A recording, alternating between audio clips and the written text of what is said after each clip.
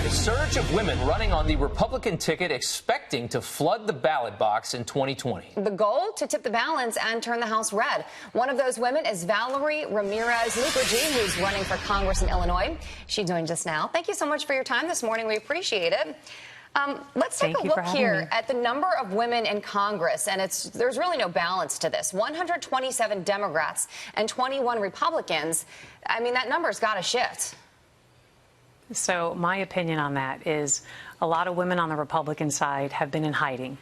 Over the last 25 years, when I first got involved in politics as an undergrad at UC Berkeley in college Republicans, we went into hiding in many ways as our country fought over social issues. And that has divided us as a country and divided us as a party. And over the last 25 years, I feel we have started to resolve those social discussions, and now we're shifting to the fiscal side. And as a woman, as a mom, as a businesswoman, as someone who runs my household, the fiscal is what I care so deeply about. And I feel other women like me, Republican women like me, finally are going to have a chance to come out and say, I'm a Republican too. That's interesting. Okay, tell us a little bit about Illinois 10. That's your district. It's just on the north side, I guess, of Chicago. Is this a close race, or is this an impossible dream for you? So first, District 10, amazing, beautiful. I've been bouncing coast to coast between California and New York, and then Washington, Connecticut. So I've been going, east and west, east and west. And when my husband and I and our family came here a couple years ago, I said, why didn't someone tell me about this great place before? And so the district, in terms of the competition, it has been predominantly Republican pre-2010, when the census was redrawn to kind of take out some of our core Republican towns. Since 2010, it has been going back and forth, Republican, Democrat, Republican, Democrat.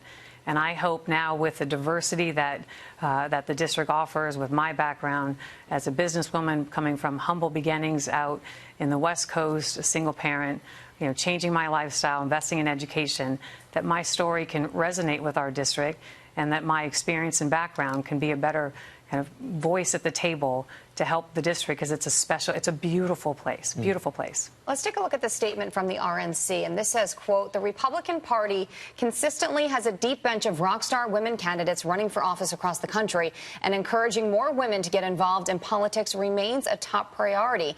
And before we go, I'll ask you, what is the difference that a woman can make, as our representatives today in 2019?